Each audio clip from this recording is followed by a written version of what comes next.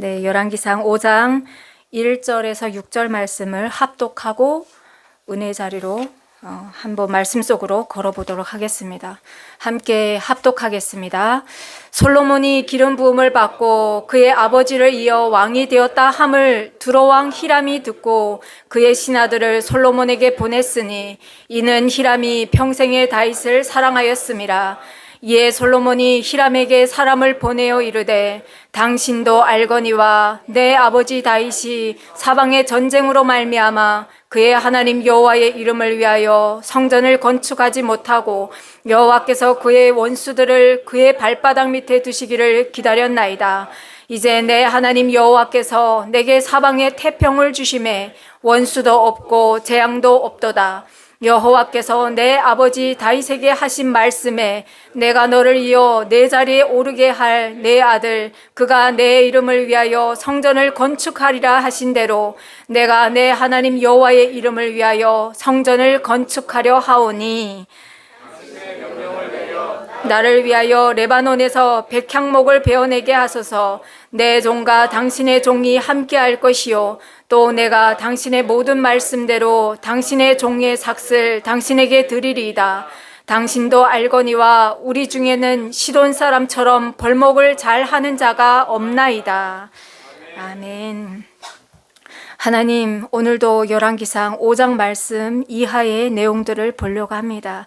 하나님, 우리가 주님 앞에서 살 때 구해야 하는 것이 있는데, 하나님, 이 땅의 지혜가 아니라 하나님께서 하늘문을 여시고 내려주시는 그 지혜와 또한 그 지혜를 내려주시는 하나님을 경외함을 잃지 않는 것이 중요하다는 것을 아버지 우리로 하여금 믿고 또 의지하고 붙들고 나가는 시간이 되게 하여 주시옵소서. 온전히 하나님을 바라보며 앙망하며 나아갑니다. 주님 역사하여 주시옵소서. 예수님의 이름으로 기도드립니다. 아멘. 네, 오늘은 영원히 찬송받을 그 이름이라는 제아의 말씀으로 예배 자리로 나가려고 합니다. 자, 성전을 건축하는 과정을 통해서 오늘은 은혜 받기를 소망합니다. 솔로몬이 성전을 완성하기 전까지 하나님은 성막을 통해서 자기 백성들과 소통을 하셨습니다. 이스라엘 백성이 430년 동안 어디에 있었습니까? 애굽에 있지 않았습니까? 그러다가 하나님께서 이제 하나님의 때가 참에 모세를 통해서 이스라엘을 출애굽시킵니다. 그리고 하나님께서 지정하신 곳, 그곳이 어디였냐면요, 시내산이었지 않습니까? 그 시내산에 도착을 하니까 하나님께서 이스라엘 백성에게 성막을 만들라라고 명령을 하십니다. 자, 그러면 성막의 의미가 과연 무엇이길래 하나님께서 성막을 지으라고 하셨을까라는 것부터 우리가 좀 보려고 합니다. 성막에는 두 가지 영적 진리가 담겨 있습니다. 첫 번째는 하나님의 거룩성에 대한 것입니다. 하나님의 거룩성. 그리고 두 번째는 하나님께 드려지는 그 예배의 본질이죠. 성막은 하나님의 처소는 아닙니다. 이 땅을, 이 우주 만물을 창조하신 하나님께서 그 작은 성막에 계신다는 건 말이 안 되겠죠. 그러면 무엇이냐? 하나님은 이 성막은 하나님의 처소는 아니었지만 하나님께서 당신의 백성들을 만나주시는 성별된 장소였다는 겁니다. 그리고 두 번째 해당되는 이 예배의 본질은 인류의 죄를 위해서 십자가에 달리실 그 예수 그리스도의 궁극적인 희생을 상징하는 것이 바로 제사지요. 이 두 요소는 예수님께서 오셔가지고 다 이루시지 않습니까? 성취하지 않으십니까? 그래서 우리 또한 그 옛날 성막의 시대처럼 제사장을 통해서 하나님께 나가는 것이 아니라 만인 제사장 시대에 살면서 우리는 각자의 위치에서 하나님 앞에 나가는 그 은혜를 받은 성도들이라는 거죠. 자, 이 성막이 다윗을 통해서 솔로몬 왕 때의 성전으로 건축이 되는데 그 과정을 보려고 합니다. 솔로몬이 이스라엘 제3대 왕으로 이렇게 올라서니까 즉위하니까 팔레스틴 그 해변 북쪽에 페니키아의 최남단에 위치한 두로왕 히람이 사신을 보내서 축하를 합니다. 자, 두로라는 이 나라는 어떤 나라냐? 지중해, 홍해, 인도양까지 미치는 그 무역을 통해서 막대한 부를 축적하는 그런 나라였습니다. 섬이면서 또한 항구 도시인 거죠. 이 땅을 분배받은 지파가 있습니다. 그 지파가 어느 지파냐면요, 아셀 지파입니다. 아셀 지파인데 방금 전에도 말씀드렸지만 이 도시는 섬이고 또 항구 도시지 않습니까? 그래서 육지와 이렇게 좀 떨어져 있습니다. 그래서 이 아셀 지파가 이 두로를 점령하려고 수십 번 노력을 했지만 지형적으로 얼마나 요새인지 앞에는 바다가 바로 이렇게 있고요. 그리고 가파라운 절벽으로 있는 그 위에 두로라는 나라가 있기 때문에 결국 점령을 하지 못하고 포기한 곳이 바로 두로라는 나라입니다. 자, 이런 두로는 섬이다 보니까 곡물이 없어요.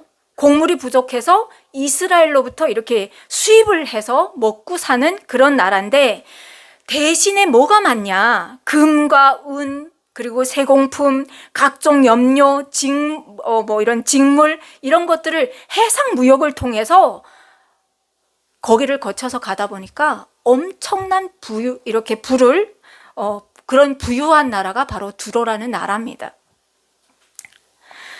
자, 그뿐만이 아닙니다. 이 두로라는 나라가 이후에 엄청난 영향을 이스라엘에 미치는데 어떤 영향을 미치냐? 다윗 왕 때부터 솔로몬에 이르기까지는 성전 건축을 위해서 두로와 이렇게 무역을 했던 나라라고 하면 솔로몬 이후에 분열 왕국이 되어서 북이스라엘과 남유다가 되었을 때 북이스라엘의 7대 왕인 그 아합 왕 때 두로 왕 공주 이세벨을 왕비로 맞아들이지 않습니까? 그래서 이 왕비로 맞아들여서 이 이세벨이라는 여자가 바알을 신봉하는 아주 우상숭배자거든요. 그래서 이 이세벨로 인해서 남유다까지 바알로 이렇게 도배를 하는 그런 일들이, 역사적인 일들이 일어납니다. 그래서 결국에 에스겔 선지자 때 하나님께서 이 두로에 대해서 멸망을 고지하죠.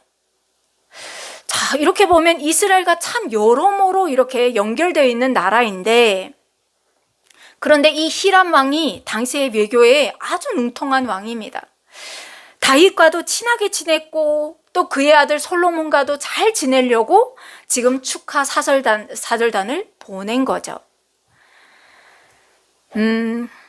그때 솔로몬이 히람이 먼저 사절단을 보내니까 하답의 의미로 사람을 보내면서 협상을 제안합니다. 그 협상이 뭐냐면요, 오늘 말씀을 보면 왕도 아시겠지만 내 아버지 다윗은 주변의 여러 나라들과 전쟁을 해야 했기 때문에 여호와 하나님께 예배드릴 성전을 지을 수가 없었습니다. 하나님께서 말씀하셨잖아요. 너는 피를 너무 많이 흘려서 전을 지을 수 없다라고 했던 그 말을 인용한 거죠. 자, 원수들을 다 물리칠 수 있도록 여호와께서 허락하실 때까지 기다려야 했습니다. 그러나 이제 내 하나님 여호와께서 나와 내 나라 어느 곳에나 평화를 주셨습니다. 이제는 적도 없고 나쁜 일도 일어나지 않습니다. 그러니 무엇을 해야 하는 때냐는 거죠. 솔로몬이 그래서 여호와께서는 내 아버지 다윗에게 내 뒤를 이어서 내 아들이 왕이 되게 할 것이다. 그리고 그가 나에게 예배드릴 성전을 지을 것이다 라고 말씀하셨습니다. 자, 보십시오. 이제 나는 내 하나님 여호와께 예배드릴 성전을 지으려고 합니다. 이제 레바논의 백향목을 베어서 나에게 보내라고 명령을 내려주십시오. 그러면 내 종도 당신의 종들과 함께 하겠습니다. 이런 얘기를 두로 왕에게 보내서 얘기를 합니다. 그래서 왕의 종들에게는 왕이 정하시는 대로 품삯을 주겠습니다. 이 말을 누가 기다렸습니까? 두로 왕이 기다렸던 말이지 않습니까? 그래서 우리 중에는 시돈 사람만큼 나무를 잘 벨 줄 아는 사람이 없으니 함께 이 성전을 짓는데 도와주십시오 라는 얘기를 합니다. 자, 여기까지 들으면 우리가 다 아는 내용이다, 이런 생각이 드시죠? 그런데 여러분, 여기에서 우리가 궁금한 게 하나 있는 겁니다. 그 궁금한 게 뭐냐 했더니, 다윗이 살아생전에 하나님의 그 성전을 지을 준비를 다 하고 갔다고 했거든요.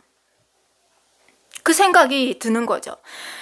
맞습니다. 다윗이 하나님의 그 성전을 짓는 못 하나까지도 다 준비하고 갔습니다. 역대상 22장에 보면 다윗이 성전 건축을 위해서 모아놓은 금과 은의 양이 나오는데, 금이 10만 달란트였고 은이 100만 달란트에 달했다라고 나옵니다. 이 당시 한 달란트가 단위가 약 30kg라고 합니다. 그러면 어마어마한 그것을 지금 다윗이 준비해 놓고 갔습니다.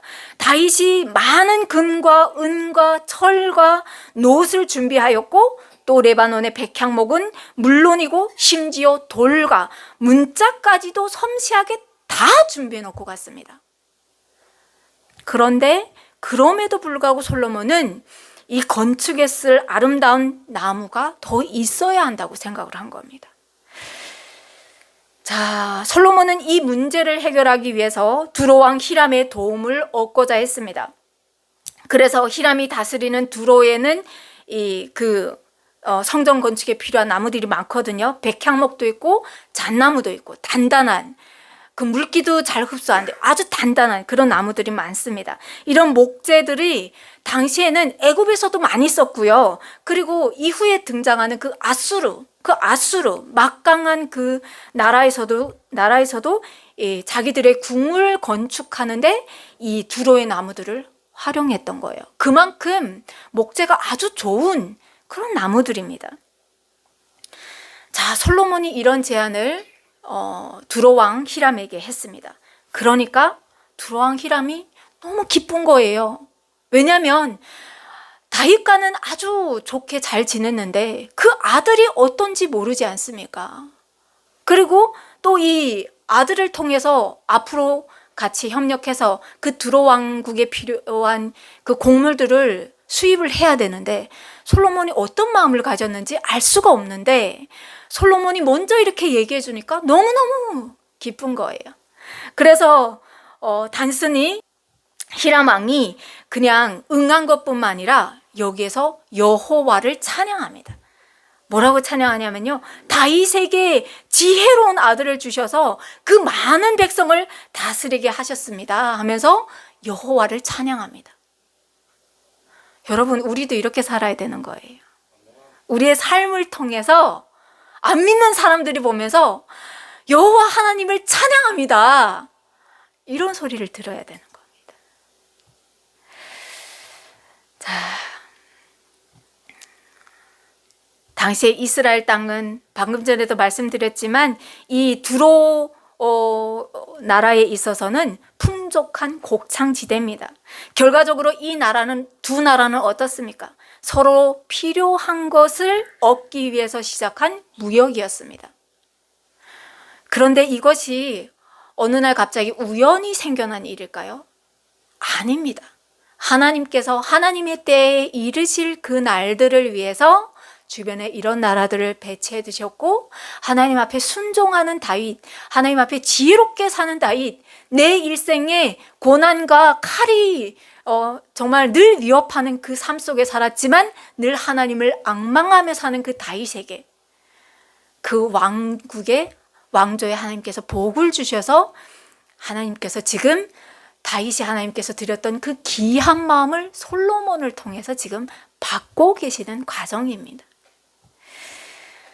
자, 히람은 솔로몬의 제안에 응답하면서 즉시 각종 나무들을 욥바로 보내옵니다. 이 욥바는 예루살렘 성에서 가장 가까운 위치의 항구입니다. 솔로몬은 그 대가로 무엇을 주느냐? 밀 2만석과 기름 2만마를 제공합니다. 그리고 보리 2만석, 포도주 2만마를 또 제공합니다. 그리고 히람 왕은 솔로몬에게서 받은 이 식물로 자기 왕국에 필요한 그런 모자란 양들을 이렇게 채워가는 거죠. 두 나라가 정말 하나님 안에서 바르게 지금 서로 협력해서 가고 있는 거죠. 그런데 오늘 이 말씀을 보면 12절의 말씀을 보면 이 모든 계약이 솔로몬이 지혜가 뛰어나서 그런 것이 아니라 하나님께서 솔로몬에게 부여하신 그 지혜로 말미암아 가능했다라고 성경은 기록합니다. 뭐라고 말씀하시냐면요, 여호와께서 그 말씀대로 솔로몬에게 지혜를 주신 고로 솔로몬이 하나님 앞에 1000번제를 드리면서 간구하지 않습니까? 내가 내게 무엇을 줄고 너는 내게 아뢰라 할 때 솔로몬이 부와 영광과 권력을 주십시오 한 것이 아니라 하나님, 이 백성을 송사를 잘할 수 있는, 재판을 잘할 수 있는 지혜를 주십시오. 이 백성을 하나님 앞에 온전히 이끌 수 있는 그 능력을 주십시오. 지혜를 주십시오. 했던 말처럼 하나님께서 솔로몬에게 그 지혜를 주셔서 히람과 솔로몬이 지금 친목하고 두 사람이 함께 약조를 맺었더라라고 12절에서 말씀하고 있습니다. 자, 이 말씀은 성전 건축을 주도하고 계시는 이가 누구인지 보라라고 말씀하시는 거죠. 비록 솔로몬이 모든 것을 주관하는 것처럼 보이지만 사실은 하나님께서 전략적으로 이 모든 환경을 이끌어 가시고 하나님께서 받고 계신다는 말씀을 하고 있는 겁니다. 자, 하나님께서 섭리하시는 이 성전 건축은 이스라엘이 애굽 땅에서 나온 지 480년 만에 솔로몬이 즉위한 지 4년째 되는 해에 시작을 합니다. 그런데 여러분 아십니까? 성전이 건축된 장소는 일찍이 이스라엘 조상 아브라함이 사랑하는 아들 이삭을 번제로 드리기 위해서 나아갔던 모리아 산입니다. 그리고 다윗은 하나님을 위하여 건축할 이 성전 부지를 얻기 위해서 여기저기 보았지만 어느 곳이 하나님의 성전을 지어야 되는지 잘 알지 못했어요. 그런데 사무엘하 24장에 보면 다윗이 노년에 하나님 앞에 실수하지 않습니까? 이제는 자기가 조상들이 다 가는 그 길, 이제는 이 육체의 옷을 벗을 때가 됐는데 사람이 궁금한 거예요. 내가 왕위에 임하는 그 동안, 이 40년 있는 이 동안 과연 이스라엘이 얼마만큼 번성했을까라는 게 궁금한 거예요. 그랬다가 하나님께서 이렇게 매로 치지 않습니까? 아침부터 정하신 때까지 치시는데 그때 죽는 사람이 몇 명이나 죽습니까? 7만 명이나 죽는 겁니다. 그래서 다윗이 하나님 앞에 하나님께서 하셨는데, 하나님께서 나를 이끄셨는데, 하나님께서 이스라엘의 진정한 통치자이신데 내가 하나님 앞에서 나의 내가 한 그 능력을 인정받기 위해서 내가 이걸 했습니다. 하나님 죄송합니다. 제가 죽을 죄를 졌습니다.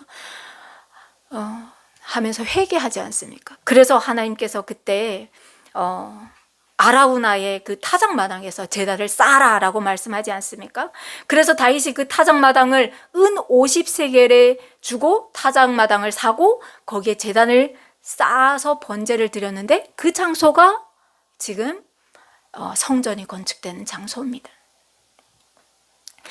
자, 그러면 여러분 생각해 보십시오. 아브라함이 자기 아들을 이삭을 번제로 드리기 위해서 나아갔던, 제사의 자리로 나갔던 그 자리가 창세기에 나오는 얘기인데, 그러면 여러분 생각해 보십시오. 하나님께서 창세전에 이미 자신의 예언적 표식을 해두었다는 겁니다. 그러면 여러분 여기에서 우리에게 얼마나 큰 위로가 옵니까? 우리는 한치 앞을 몰라서 두렵고 때로는 절망 가운데 있고 좌로 우로 넘어지고, 그리고 이렇게 해도 되는가, 때로는 막 하나님을 멀리 떠나기도 하는데, 하나님께서 붙드신 그 백성을 한 명도 놓치지 않으시고 결국에는 천국까지 이끌어 가신다는 겁니다. 그럼 우리 삶에 얼마나 위로가 됩니까? 아, 괜찮구나. 내가 이렇게 살고 저렇게 살고 넘어질 때도 있지만 하나님께서 다 보고 계시고 나를 버리지 않으시고 결국에는 나를 이끌고 천국까지 이끌어 가시는구나. 그런 분이시기 때문에 여러분 이 십자가를 지시는 겁니다. 큰 위로고 큰 은혜입니다. 자, 다윗 왕이 살아생전에 성전 건축을 위해 얼마나 사모하는 마음으로 금과 은과 놋과 철을 많이 준비해 놨는지 오늘 21절에 보면 솔로몬이 정금으로 외소 안을 입히고 내소 앞에 금사슬로 건너 지르고 내소를 금으로 입히고 온 성전을 금으로 입히기를 마치고 그냥 성전의 외벽과 그 안까지 바닥까지 다 금으로 입히는 겁니다. 다윗의 마음이 보이십니까? 다윗이 얼마나 하나님 앞에 그 성전을 하나님 어떻게 나만 이렇게 아름다운 궁에서 살겠습니까? 나도 하나님 앞에 성전을 지어드리고 싶습니다 했던 그 다윗의 마음이. 그래서 솔로몬이 7년 동안 성전을 건축하고 성전이 완공이 됩니다. 그리고 시편 중에 72편은 솔로몬이 열왕기상을 배경으로 쓴 시인데 새 번역으로 보면 이렇게 나옵니다. 하나님, 왕에게 주님의 판단력을 주시고 왕의 아들에게 주님의 의를 내려주셔서 왕이 주님의 백성을 정의로 판결할 수 있게 하시고 주님의 불쌍한 백성을 공의로 판결할 수 있게 해주십시오.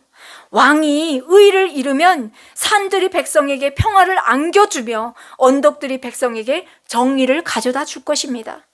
왕이 불쌍한 백성을 공정하게 판결하도록 해주시며 가난한 백성을 구하게 해주시며 억압하는 자들을 꺾게 해주십시오. 이 말씀을 가만히 보면요, 그 안에 내가 잘되게 해주십시오 라는 문구가 없습니다. 하나님의 백성이 온전히 하나님 앞에서 공의로 또 이렇게 정의로 하나님 나라에서 하나님 백성답게 살게 해주십시오 하는 간구가 있습니다.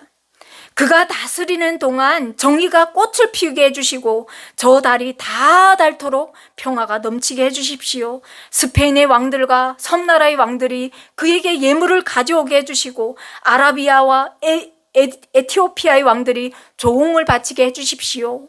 이런 솔로몬이 쓴 시들입니다.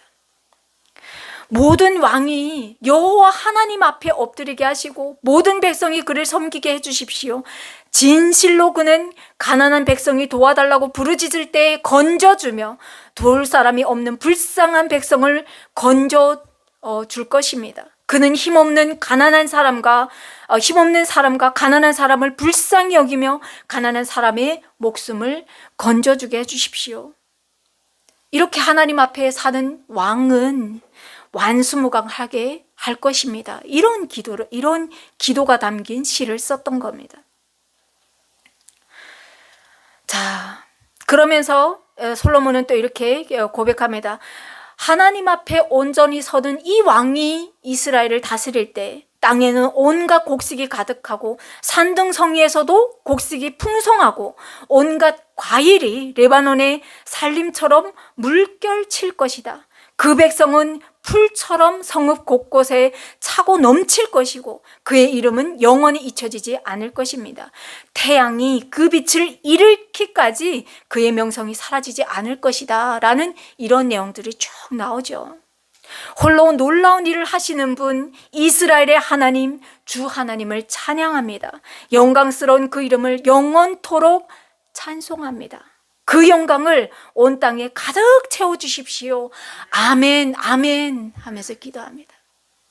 여러분, 이 시를 들으면 여러분 묵상되는 것이 있지 않습니까? 이스라엘이라는 나라의 정체성입니다. 하나님께서 수많은 이 나라들 가운데 왜 이스라엘이라는 그 자그마한 나라, 그 길모퉁이에 이스라엘이라는 나라를 세우셨을까? 하나님의 의도가 들어가 있는 시입니다.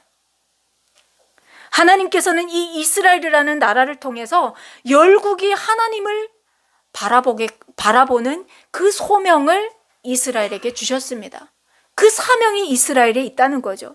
가난한 자, 과부와 고아와 나그네를 외면치 않고 이스라엘을 거쳐서 오가는 열국에 하나님을 찬양하고 하나님의 이름을 높이는 그런 나라가 되게 해달라는 이런 기도를 지금 솔로몬이 했다는 겁니다.